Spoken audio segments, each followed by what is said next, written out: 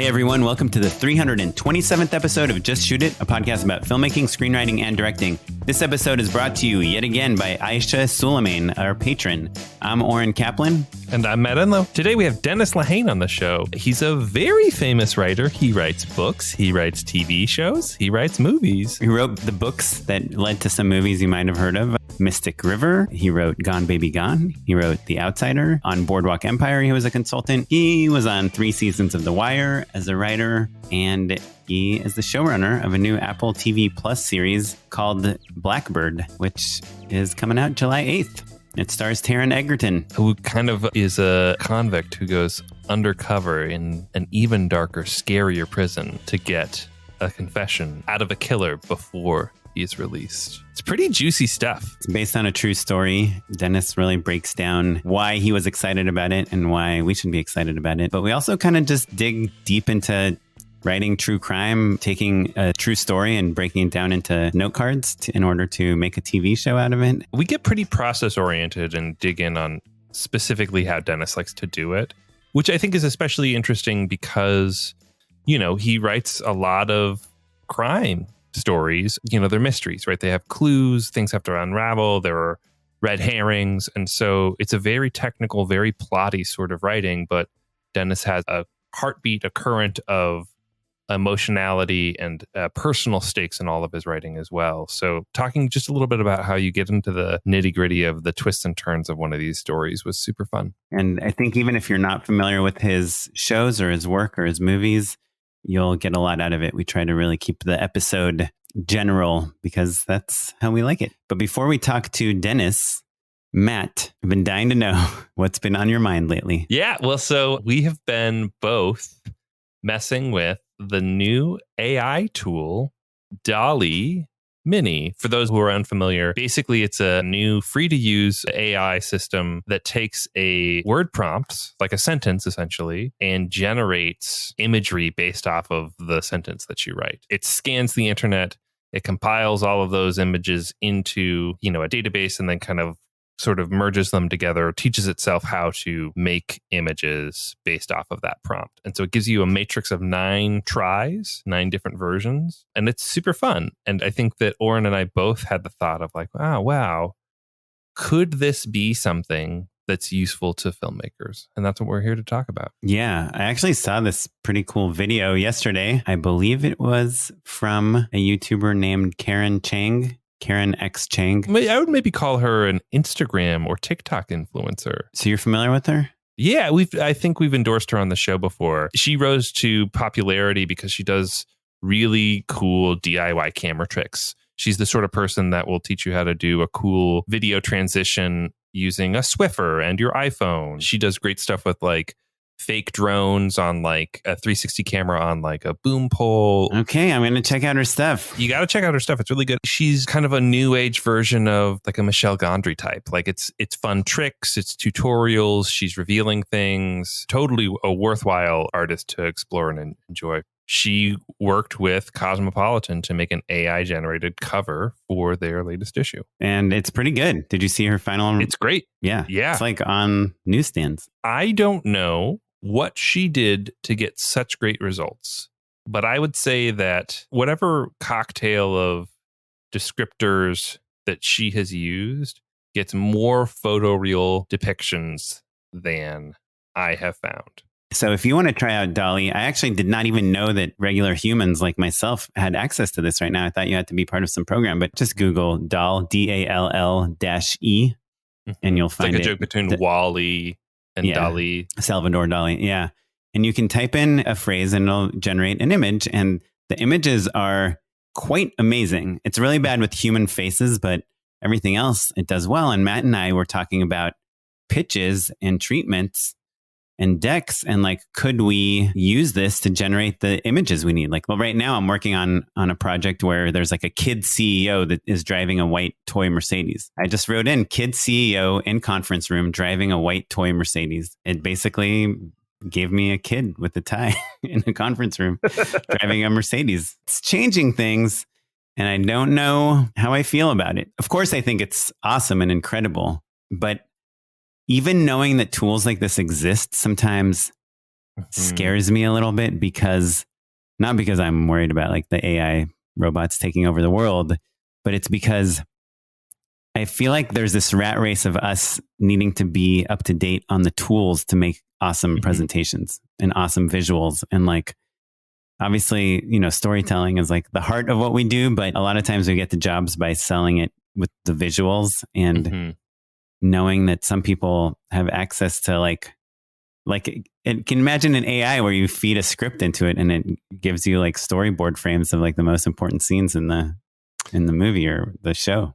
Yeah, well, I think, initially when we talked about doing this segment, I thought, wouldn't it be fun if we both showed each other some examples of imagery that we perhaps needed to Photoshop for a presentation or something and show each other what the results would be from DALL-E's AI.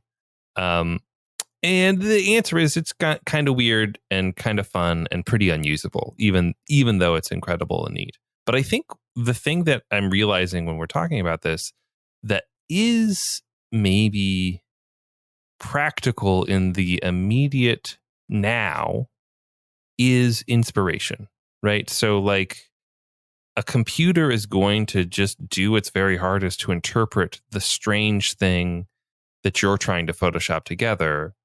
But I think if you create a little bit of a feedback loop where you see what you give it a prompt, you see what it spits back out to you and let that inspire you and then go Photoshop something, I think is perhaps a better use in the short term. I don't know how many images I'm going to be able to throw into a deck without it being pretty weird. Yeah, pretty overt. Check it out. DALL-E, I'm really curious to know how you all feel about it, and also if you've found any uses for like AI in your work as a filmmaker. To me, the ultimate hope of AI is that it actually does work for you that you no longer have to do. I think right now we're still in the like, we can be inspired by it to write interesting stories or to create weird imagery. In a perfect world, it will like create a shot list for you and then you edit it.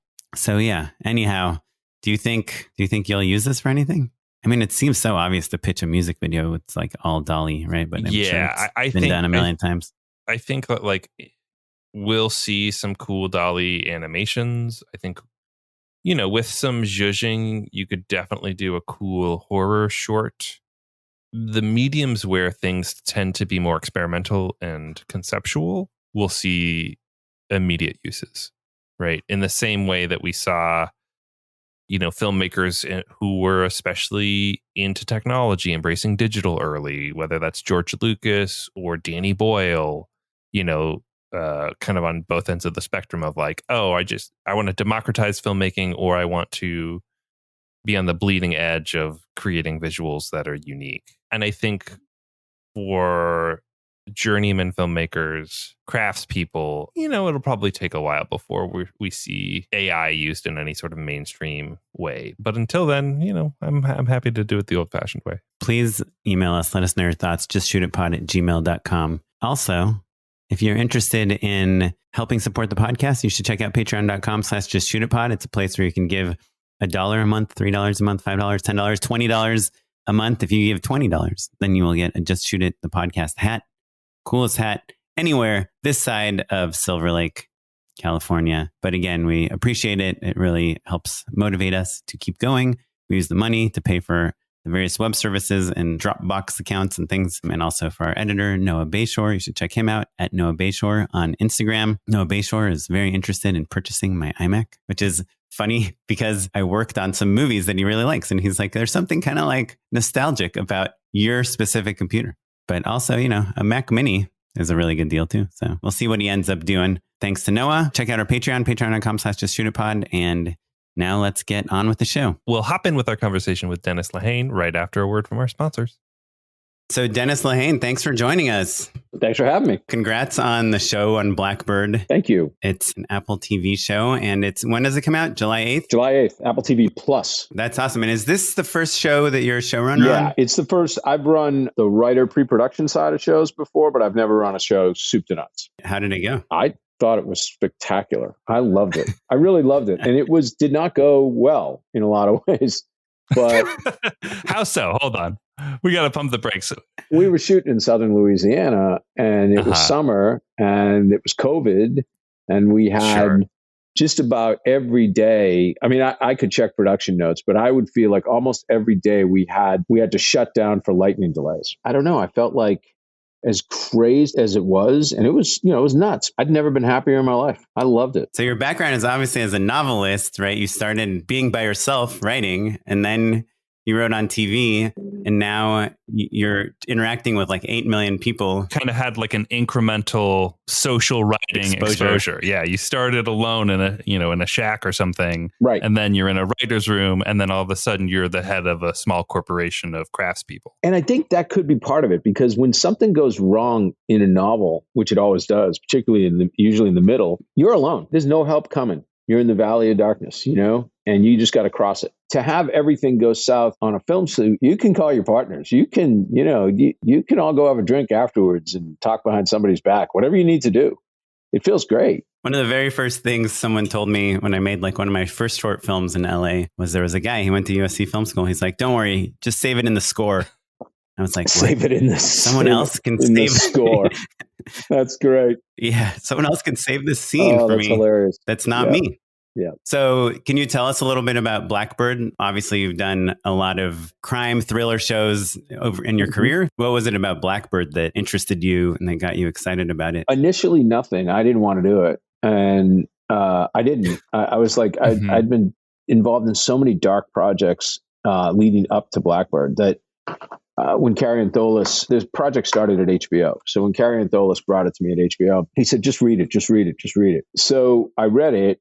Were there all the scripts or just a pilot? I wrote the scripts. It was the book. Yeah, it's a book called In With the Devil by Jimmy Keene and Halo Lovin is the name of the co-author. I read the book, a lot of it driving.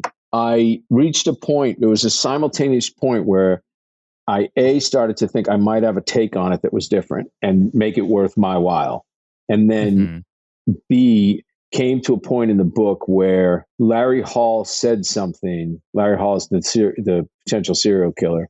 He said something in the book that was so disturbing that I pulled my car over to the side of the road and had to take a minute.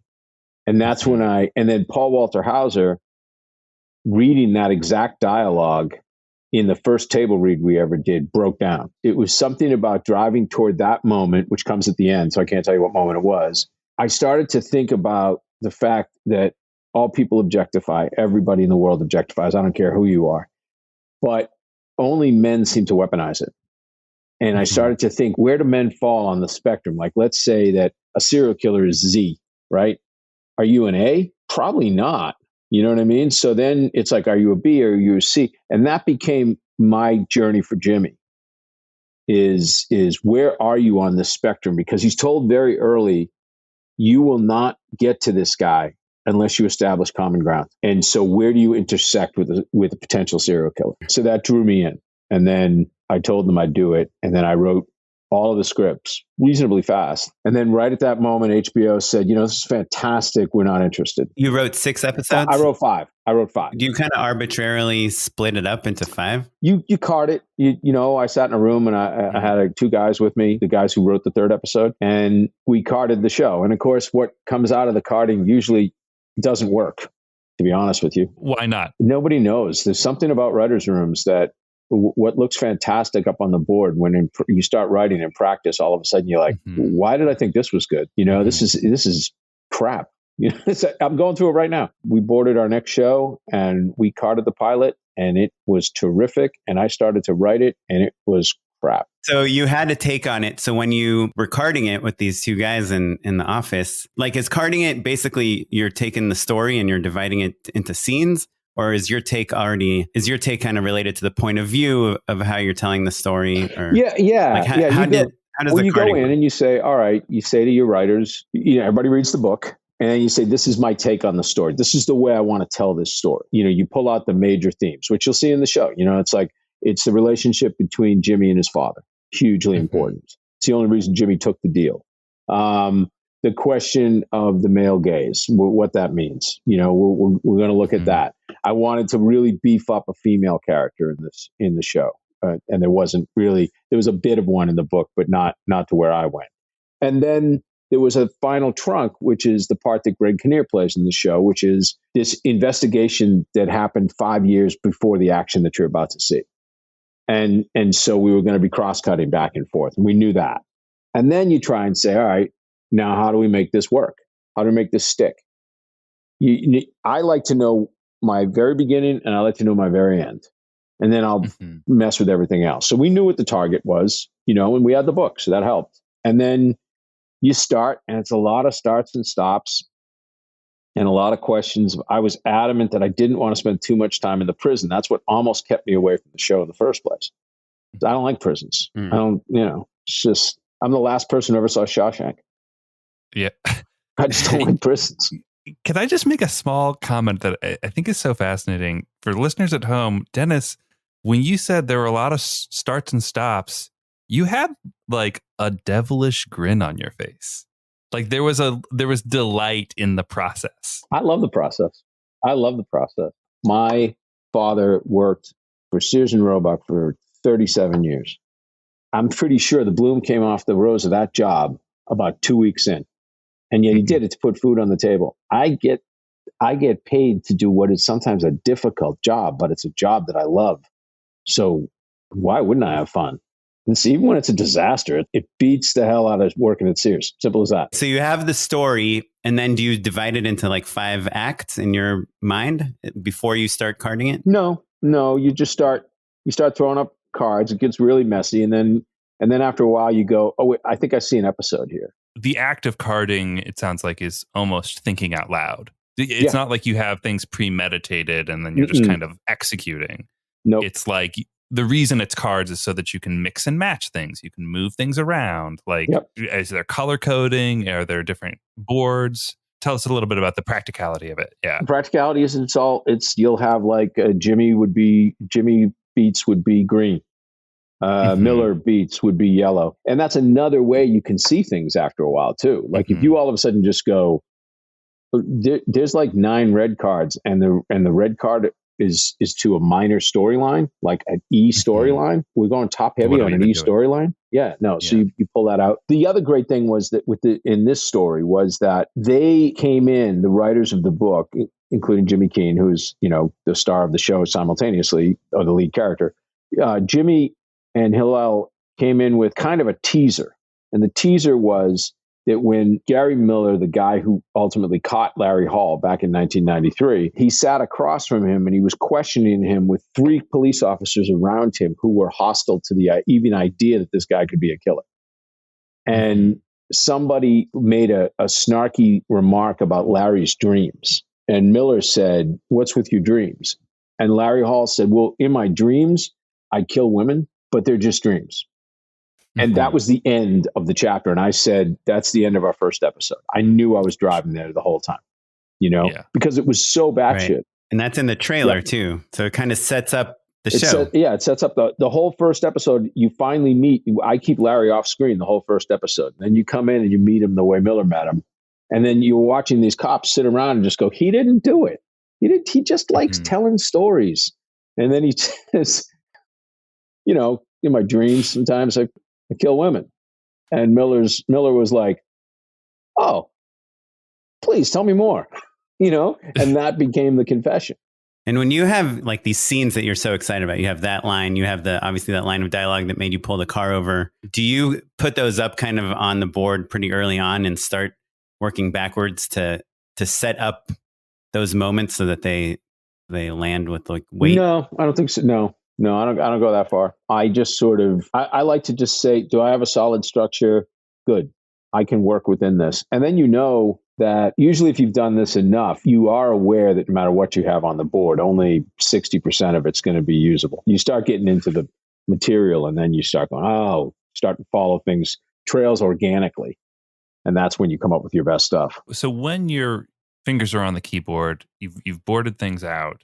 Do you ever go back? Do you ever think like, oh man, I've lost the path here.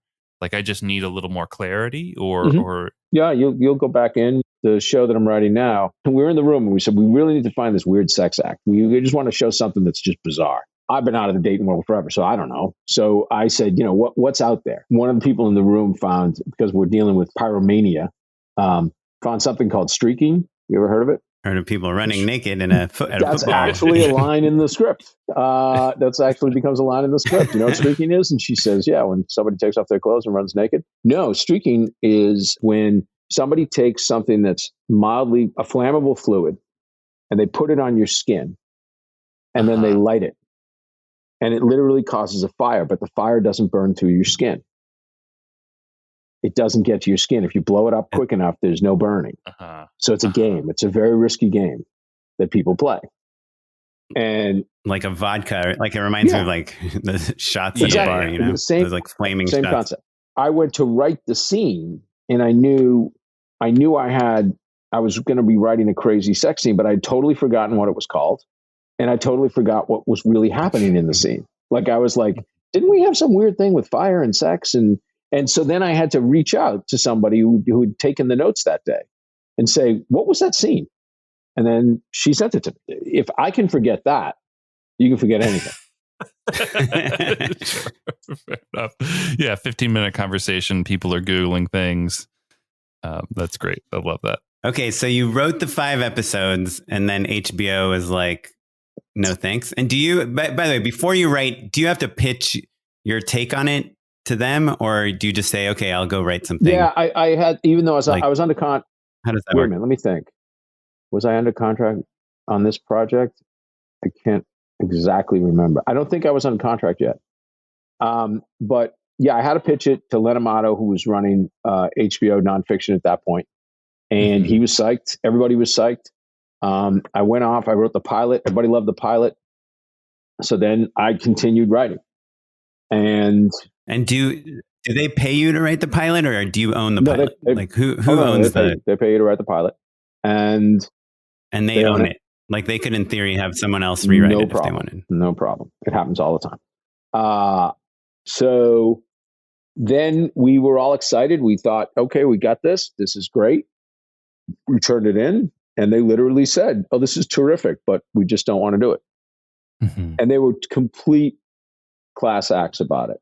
And they let us, Richard Plepler, who used to run HBO, was now an independent. They let us take it to Richard, who greenlit it 10 years earlier, I think. And Richard set it up at Apple. Yeah, TV that's great. Plus. I feel like that version of the story is happening maybe a little bit more frequently, but back in the day, you'd just be kind of out of luck, right? Like if they own it, I feel like people used to be a little bit more competitive about keeping their IP close to the vest. There was, I've had moments where I've had projects where they have said, usually everybody has been really gentlemanly, I want to say. What they'll say is you can take it everywhere but, and they might mention 2 places that they consider their most direct competition. Sure. And then you go, okay, well, which would be probably the 2 best places to take it, though. To be well, there's that. Yeah, there is that. There is that. But yeah, they're like, you cannot take this to Quibi. Everything else is fine. What's your first step when you are trying to adapt a story into a show? Do you think of the drama? Do you think of the beats? Do you think of the casting? And obviously, you mentioned you don't like prisons. I imagine part of that is because you don't want everything to look the same visually in a show. Like, how do you take a story, especially a true crime story, which maybe sometimes doesn't fall in like perfect setups and payoffs, and mold it into something that's going to be dramatic and satisfying until the very final episode? Well, I mean, that's the job, that's the job. You and it's new every time, every single time you approach something, you're like, oh, there's a million ways I can F this up. Blackbird, I thought I had a really clear hero's journey story. It was really clean in that way. It was. I'm dead serious. The story was as old as Gilgamesh. It was man goes off to protect society, goes off far away into a dark cave, comes back out, has saved society, but is inalterably transformed. So then where were the wrinkles in this one then? Like if you've got that as a spine, is it episode to episode or like... There was a whole script written with just pressure that was coming on him from other parts of the prison. And we wrote it, and I looked at it, and I said, there's not a single thing in this that works. Not one. Like, I don't want to watch this show. That's a big thing. Like as writers, me and my fellow buddy writers would always say, if you run into trouble on a book, it's, are you writing the book you want to read? That has to be the law, because if you don't want to read it, who's going to want to read it? So I think, are you writing the show that you want to see? And if I go, I don't want to watch, it's exactly what happened with the show I'm working on right now. I started to write the pilot and I went, I wouldn't watch this. I was about 20 pages in. I was like, there's nothing here I would watch. I would be up and out. So now I got to go back and redo the entire thing. Fine. That's the job. I'm curious though, what about it didn't pass the smell test for you? Is it like, oh, it's aimless. It doesn't have enough stakes. I don't like this character. All of that. It was everything. It was the whole box. Yeah. Yeah. And then you go back in and I'll give you another great example of something. We talked about this a lot after we made the show. The one thing that was virtually left untouched was the pilot. From the moment it came out, I've never had this happen in my life. It stayed in an A draft. It was never touched. Yeah, I mean, there was a tweak or two here, tweak or two there. That was it. We went, everybody was so excited. We shot it. We get into editing and it doesn't work. It doesn't work. And I'm like staring at it and staring at it and staring at it. And finally I said, we need to completely restructure the entire first 15 minutes of the show. And we did. And then it worked. With existing ingredients? Yeah, existing ingredients. It was just it was just the chronology of how we set up the scenes. And it's like you're staring at that for 2 years. 2 years, and nobody's got a problem with it. Mm-hmm. And then all of a sudden you're in an editing bay and you're going, this sucks. Like, this doesn't work. And does it hit you like personally, or are you showing it to people and seeing like that people aren't reacting? No, or no, they're no. It's tracking? No, it's hitting me personally. Like, and then if you say, do you think this works? And everybody's been waiting to tell you, they'll be like, no, no, I don't.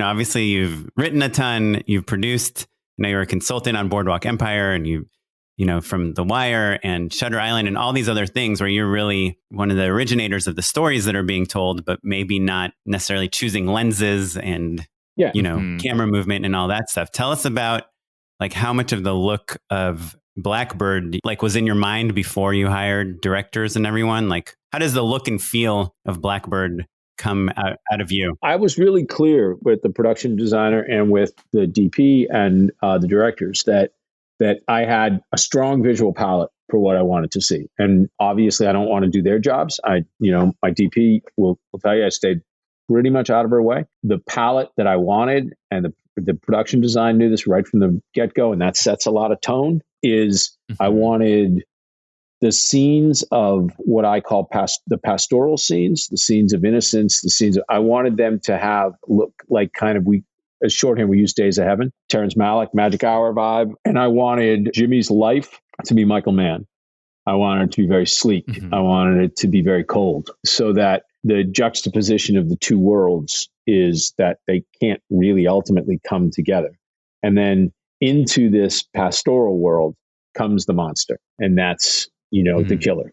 And then the other thing was, I said, we're going to show none of the actual murders are going to be shown. I loathe that. Wait, what do you mean you loathe seeing? I loathe the sort of, I don't like the slasher aesthetic. I don't like torture porn. I don't like any of it. I don't need to see one more time in my life the shot of the butcher knife going into somebody's body. It's right. Didn't that one guy did that? Hitchcock. Oh no, you don't actually see it go into his body, into her body. Yeah, you misremembered. Yeah, and look at that. I mean, I think one of the most terrifying scenes in film history is Martin Balsam at the top of those stairs, and just how fast she comes out. You're like, what?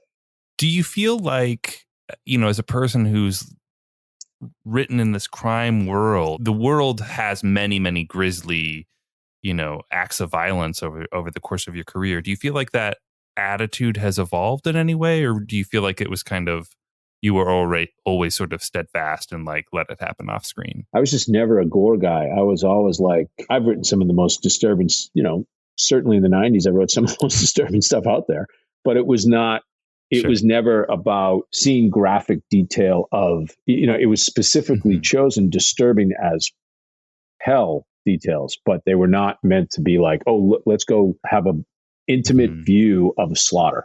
It's the human consequences of those actions. It's the moment in 7 when you see the Polaroid of the weapon, the dildo weapon. That's a bazillion times more terrifying than actually seeing what could have been done, you know? Was the director of the pilot Michael Roscom? Yeah, Mikhail Roscom. Yep. Mikhail Roscom. So how I see he directed The Drop, another film that you wrote. How did you decide on him to do the pilot? And like, how important is that decision of the director that will do the pilot of your show? I think it's really important because it sets tone for sure. It sets the look of the show. It gives it the imprint that everybody follows from that point on. I mean, if you look at Fincher with Mindhunter and you look at Jason Bateman with Ozark, I mean, you know, that those are templates that then are followed. So Mikhail knew myself and Natalie, who was the DP. We had dozens of discussions about what the show was going to look like, what was the guiding aesthetic of it. And Natalie was very involved. And she said, you know, she wanted it to have a very elegant and classical look to it, that there wasn't going to be a lot of moving cameras. There wasn't going to be handheld. There wasn't going to, I had to fight for the one handheld shot in the show. It does have a real timeless kind of classic feel. Like it kind of feels, you know, very cinematic and like lived in. That's what she was really, really, really, really wanted. So, and there was a lot of wonderful, creative battling going on to nail it down. But I think that's the whole point.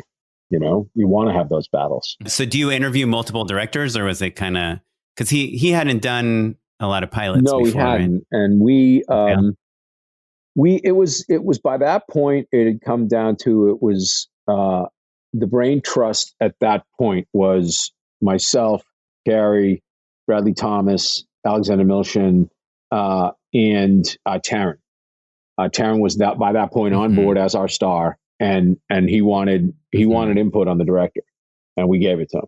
So ultimately, we looked at I'm trying to think how many we looked at, and then we were shot down by a couple, and then we didn't want a couple of others. And then ultimately we just said, well, what about Roscoe? You know, he did such a great job on The Drop, did such a great job on Bullhead. Let's see if he's free. And then we all signed off, and then we got him. And when you say you were shot down by some and didn't want others, does that mean you met with them, talked about the show with them, and kind of got their take on it? Like, were people pitching themselves to you? There was a couple of people who pitched themselves who we just didn't feel were right. And then there were a couple of people who took the scripts and just said, you know, it's great, but it's not for me. You know, it was never a case of, oh, I don't like this. It was more like, again, probably a version of what I went through when it was first pitched to me. Do I really want to go to Southern Louisiana and live in a decrepit prison for 4 months of shooting? Was there anything Mikhail said that was like, you get it? He's like, I'm pretty much just fishing for things to tell showrunners to get a directing job, just in case it wasn't clear. You know, a lot of it for me is, you know, A, I'd have to see your work, and then B, it would be, who do you emulate? How do you work? How do you work is a big one. It's tough for film directors, certainly, to come into a TV show and realize that the guy who calls the shots is the showrunner, you know, and I'll give you as much berth as I can give you. But if I have to say, no, you need to shoot this my way, then you got to shoot it my way. But the thing that I feel is paramount, and it's just absolutely paramount, is I don't micromanage. I don't believe in it. I hire people because you're an expert in your field. Why would I micromanage you? Why would I breathe down your neck? Why would I do anything? Unless that you may bring me something I don't like, and I'll be like, I don't like it. And I'll be very firm. I'm not using it. We're not doing that. But otherwise, no, it's not my job to micromanage. I know some directors think it is. Good for them. You did say that you had to fight for one shot, the one handheld shot in the show. Is that something that, like, even while you were writing, you're like, this needs to have that feeling? No, it happened the day of the shoot.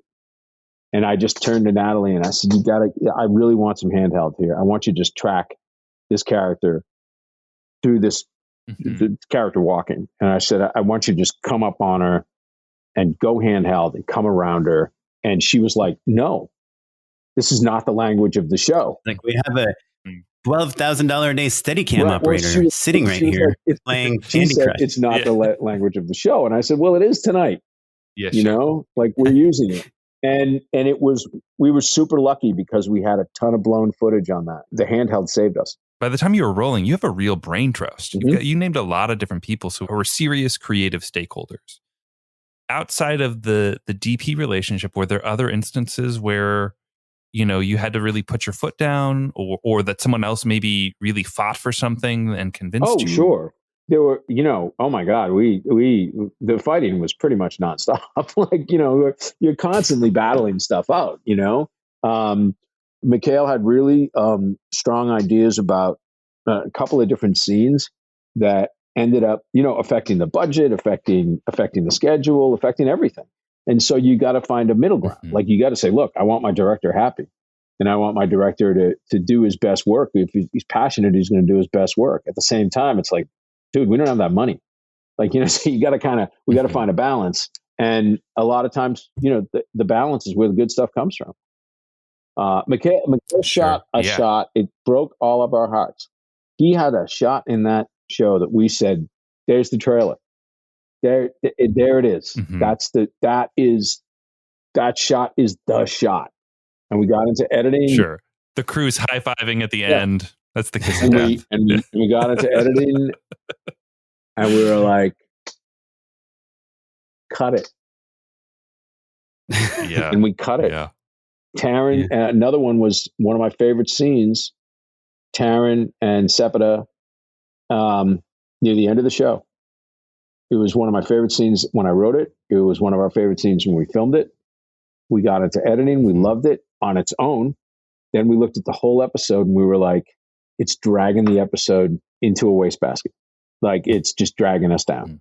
And we cut it. I know we're running out of time, but I really wanted to ask you, but you've worked obviously with Ben Affleck. You've done a couple movies. You worked with Clint Eastwood. I'm curious if you learned anything like from a filmmaking, production, directing standpoint from those guys or any directors you worked with, that you brought back to your shows now that you're the showrunner, now that you're... Yeah, what are the things you cherry picked? Yeah. I don't see how tension helps anybody. I've never seen it contribute well to a set. I don't see how being a dick helps anybody. And that's something that both Ben and Clint, they ran their sets that way. They were polite. Clint famously never says action or cut. He says, when you're ready, or he'll say, okay. And then he says, instead of cut, he says, thank you. And you go, man, those little things mean a ton. Nice. And then everybody who's on your set knows that you have their back. They tend to have yours. Mm-hmm. So when we had personnel problems, we had some issues on set. It wasn't perfect by any means, but any time that I thought, oh, that's way out of line, I went in. Nobody else. Mm-hmm. It has to be the person at the top. And I would take somebody aside and say, you can't do this, man. You can't be talking to people this way. You cannot do it. And if I hear you do it again, you're done. Got to show respect. That goes a long way. It just goes a very long way, I feel. I remember being with Clint for the final shot of Mystic River, sitting on a floor with him. His second take, and he just said, well, thank you, everyone. That's a wrap. That movie, that dark movie, was an absolutely fun movie to film because and everybody at Malpaso knows the rules. Everybody at El Paso knows there's no shouting, there's no running, there's no bullhorns. You just keep a nice, cool set. You were talking about the very final shot of the film. Matt and I work on a lot of very short form things. Like we do a lot of commercials, so a lot of 1 and 2 day shoots. Does he manage to get that calmness and sereneness even on day one of shooting? Clint, yeah. He's just chill, man. He's just. I mean, I watched him shoot this parade sequence that I'm actually in, and at the end of Mystic River, the shot that ends the movie, and he's going up and down. There's hundreds of extras. It's like it's literally this huge shoot. And at one point, I see Clint just kind of strolling through the whole thing, and the look on his face is, what am I going to have for lunch? Does he ever have that look of like, this is pretty cool? I have a pretty cool job. He does. He's got this real light, this kind of light in his eyes that goes off when he's, that comes on. I mean, when he's doing film, and it's great to watch. So Taron he's a producer on this project. He's obviously the star. We were curious, like a little bit about how important he was in order to get the show made, or like how important was it for you to find someone like him before? Did you need star power to get a green light? My slightly less serious addendum to that question is like, Are we ever allowed to cast American actors to play Americans in America? I'm worried those days are coming. You know what I mean? Like once we run out of, because I was just thinking the other day, you can never make Scarface today, not with Al Pacino. Like Sure, no way. right, Robert Loggia? Yeah. Robert Loggia playing a Cuban? No way. Yeah. No. So Yeah. I feel like with Taron, I'm sorry, it just goes back to, the Brits, man. Gotta love working with the Brits. There's nothing. They're fun. Tell us why, though. You just get so much range and you get a lot less BS. They're not like running around, going out and shooting dogs at night so they can, authentically play a psycho like somebody was rumored to have done. Right. They're just like they're just acting. They were trained. They were classically trained. You think it's the training? I do. I mean, obviously you have some like off the charts magnetism and talent when you got somebody like a Taron. But yeah, we got him extremely early. That was Bradley, one of my producing partners. Bradley went and got the scripts to Taron, and Taron flipped and said he really wanted to do it.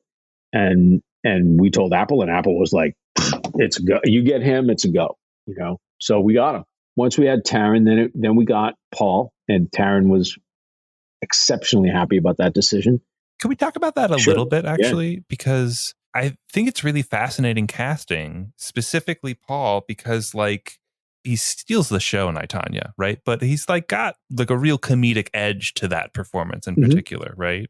Like there's something like funny about it. And I don't get the sense that he brought those comedic talents to this show.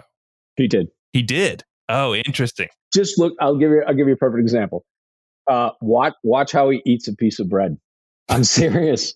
It was brilliant as a masterstroke. We would watch him do stuff and we'd just be like, God, like some of the things his comedic physicality came into play a lot. Some of the things that he would do with his body were like, oh, only a total psychopath would do that. You know what I mean? It kind of goes back around. It's like it's not funny anymore. It's just like truly disturbing. And then he had a couple of improv lines. And at one point I was like, I said, Paul, dude, I said it like this. I was like, Paul, do me a favor. Give me at least one take where you say the line like I wrote it, And then he came over, and my daughter was on set that day, and he came over like a few minutes later while we were setting up another scene, and he walked over to my 12-year-old daughter, and he was like, "Your dad is very angry with me. I might get fired." And then he walked away. My daughter's like, "Are you going to fire Paul? I like Paul." And I'm like, "I'm not going to fire anybody." Wait, give us some insight into how A-List Hollywood works. Do you, Paul played Richard Jewell in Clint Eastwood's movie. Do you call up Clint or text him and go like, "What do you think of Paul? Is he cool to work with?" I'm not that A-list. The last time I talked to Clint was when he was considering doing. He was considering directing The Drop a long, long time ago, and that was the last time I ever talked to Clint. I'm not the type of guy who just picks up the phone and has these folks on. Maybe I will someday. With Paul, we just went on the work. We went totally on the work. We didn't ask anybody about him. We had heard. We knew that he was the people worked with him repeatedly, so that's always a good sign. But beyond that, no. Right. And then Taron was such a professional and so committed and such a gentleman. He's the number one on the call sheet. That basically set the tone for everybody below him. Right. Everyone was singing. It wasn't Kumbaya. Elton John songs. But it was, no. At one point we asked him to sing an Elton John song, and he was like, "No, mate." It just there was nothing funny about his response. He was like, "No, mate."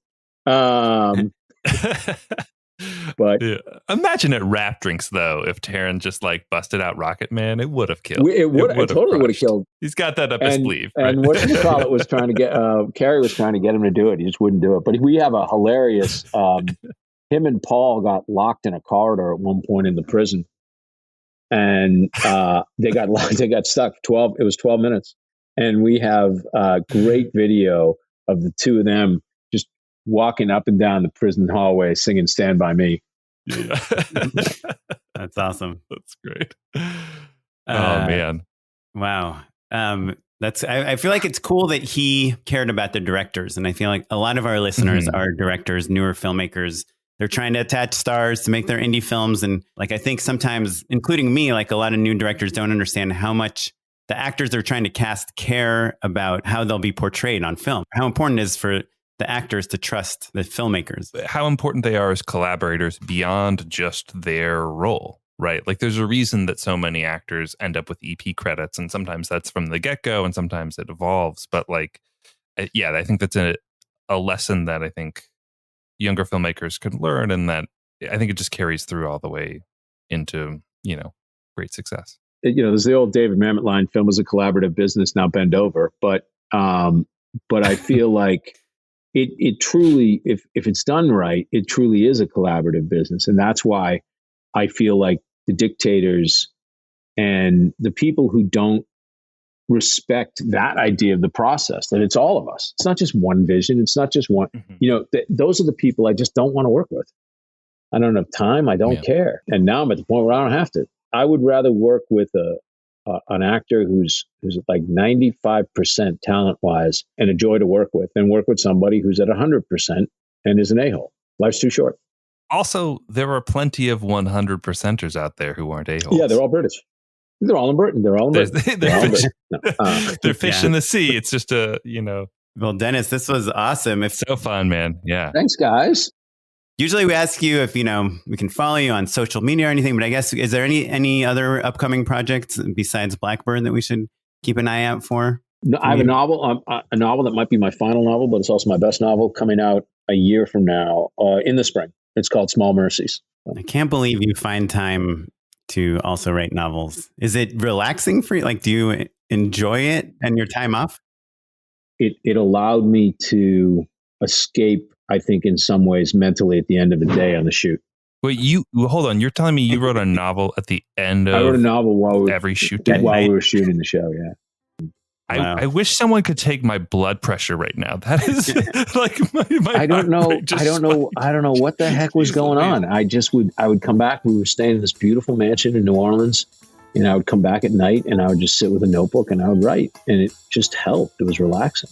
Well, Dennis, this was so great. Thank you so much. My pleasure. Blackbird, July 8th. That's right. Apple TV Plus.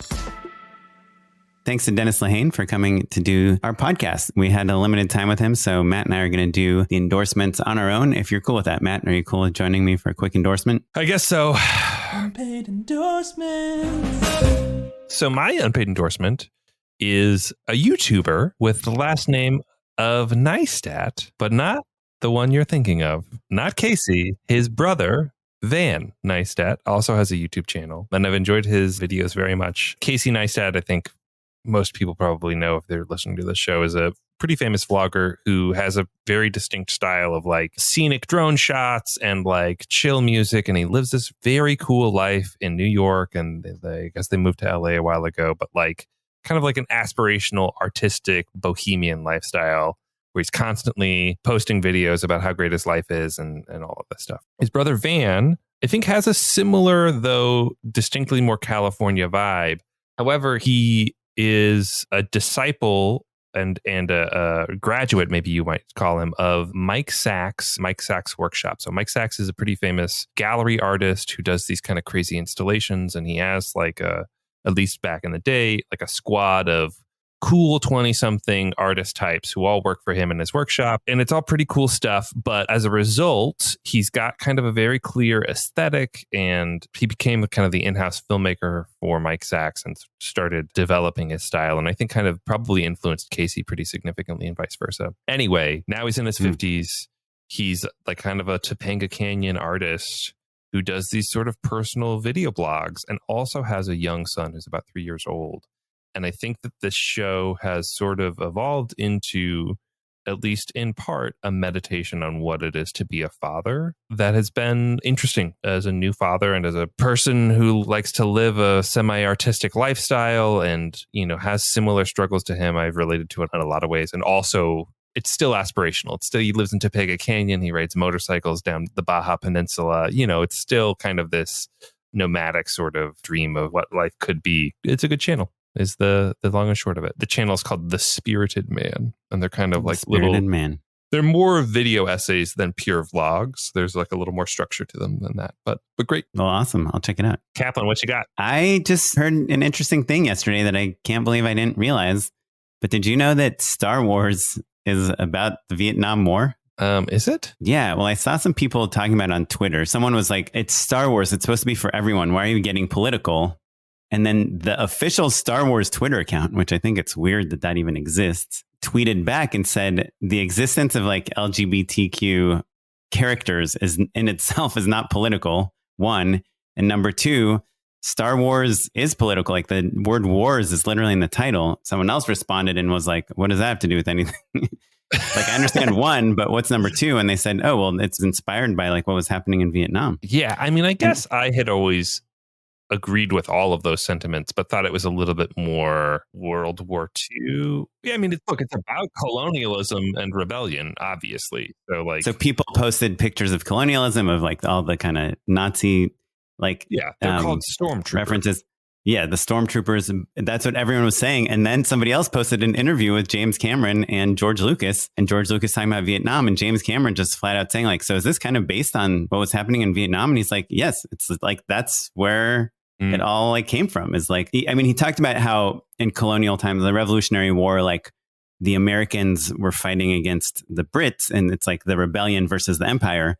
But that by the 70s, the America had become the empire, the evil empire. You know, in Vietnam, those were the rebels fighting against the empire. He just thought it was fascinating how these empires form. And, you know, that's like ultimately there's a connection between the rebels and the empire and Star Wars, obviously. I guess I never knew that. And I thought it was cool. I feel like everyone knows that Luke Skywalker is named Luke because like George Lucas, and you know, George Lucas had issues with his father, like probably everyone does, and that there's a lot of like personal story in there. And obviously there's a lot of politics and like big things, but I never realized it was like directly came from his thoughts on Vietnam. So I feel like there's a quote from James Cameron circulating about how in Terminator 2, it's very explicit why the oppressive, murderous machine is a cop. Like none of that is accidental either. My point being, it always drives me nuts when people pretend that movies aren't about bigger things than they are. And like even the most obvious popcorn films also have some pretty overt political ideology behind them. I mean, and it is amazing that those stories and movies can still appeal to like everyone, whether they agree with you or not. And I do think that's like a power of storytelling and filmmaking. My dream is to like change someone's mind about something, or to open someone's eyes about a different point of view through film. You could follow us across all social media at Just Shoot It Pod. If you have any thoughts or questions, or if you have some comments, tweet at us at Just Shoot It Pod. Maybe some of your cool DALL-E experimentations or ideas on how to use DALL-E would be really fun. Thanks for listening, everyone. That's how we get cool people like Dennis on the show. And if you go to justshootitpod.com, you'll check out our show notes. Eventually, I will update all of that stuff. Apologies that it's been so slow. You can follow me across all social media at Mr. Matt Enlow. And I'm on Twitter at Smitey Pyleg. I'm on Instagram at OKaplan. This episode was edited by Noah Bayshore. Check him out at Noah Bayshore on Instagram. And the music you're listening to is from the Free Music Archive and the artist Jazar. And we will catch you next time. Thanks, everyone. Bye. Bye.